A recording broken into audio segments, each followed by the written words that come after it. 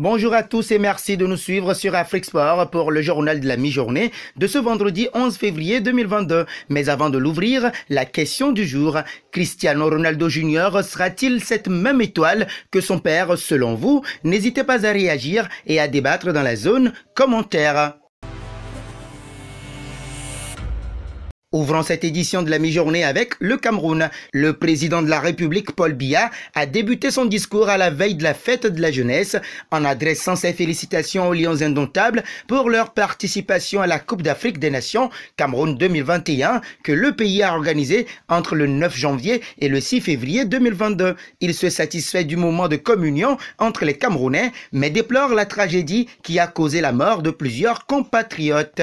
Du Cameroun, filons au Maroc, où il se murmure que les heures de Vahid Ali Ludic à la tête de l'équipe nationale seraient comptées. C'est en tout cas ce qu'ont affirmé plusieurs médias de la place hier, jeudi 10 février. Selon ces derniers, une réunion d'urgence se tiendrait ce vendredi entre le président de la Fédération royale marocaine de football, FMRF, Fouzi Lekja, et l'entraîneur franco-bosniaque. Contacté par le 360 degrés Sport, une source au sein de l'instance dirigeante du football marocain a formellement démenti l'information. Selon cette dernière, toute l'attention est tournée vers les prochains matchs contre la République démocratique du Congo en barrage de la Coupe du Monde 2022. Ce sont des rencontres d'une importance capitale pour le peuple marocain. Pour rappel, les Lions de l'Atlas affrontent les Léopards le 26 mars prochain à Kinshasa dans le cadre du match aller des barrages de la Coupe du Monde et la manche retour est attendue 3 jours plus tard à Casablanca. Restons toujours au Maroc pour vous dire que la Renaissance Club Athlétique Zemamra a engagé Talal El Karkouri comme nouvel entraîneur en remplacement de Mohamed Saïl.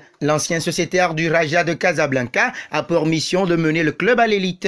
Talal El Karkouri entamera sa nouvelle expérience en tant qu'entraîneur à part entière au Maroc après avoir été adjoint au sein du Raja. Il avait également coaché le club qatari Salal SC. En s'engageant avec la Renaissance de Zemamra, l'ancien sociétaire du Raja a pour mission de mener le club à la première division. Une mission qui ne semble pas impossible puisque le club s'est doté des moyens de ses ambitions en engageant des joueurs de gros calibre dont Moussine Lajour et Abdelrahmine H-Shakir, deux anciens cadres des Verts. Le RCAZ occupe actuellement la 4e place au classement général de la Botola Pro D2 in-win avec 27 points, 7 victoires, 6 nuls et 5 défaites. La France pour poursuivre cette édition. Le défenseur central de l'OGC Nice, Robson Bambou, a été accusé de viol par une femme de 24 ans. Actuellement prêté aux Corinthians, l'avenir du joueur s'assombrit. Selon le média brésilien O Globo Esporte, les faits remonteraient au 3 février dernier dans un hôtel à l'est de Sao Paulo. Après une sortie en boîte de nuit,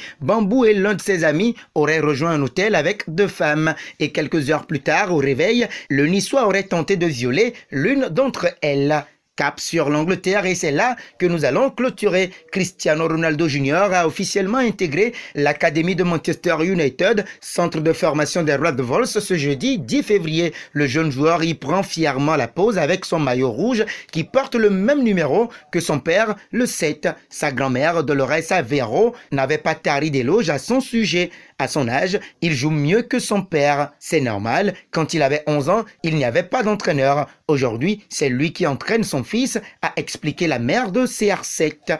Point final à cette édition de la mi-journée que nous bouclons avec la question du jour. Cristiano Ronaldo Jr. sera-t-il cette même étoile que son père, selon vous? N'hésitez pas à réagir et à débattre dans la zone commentaire.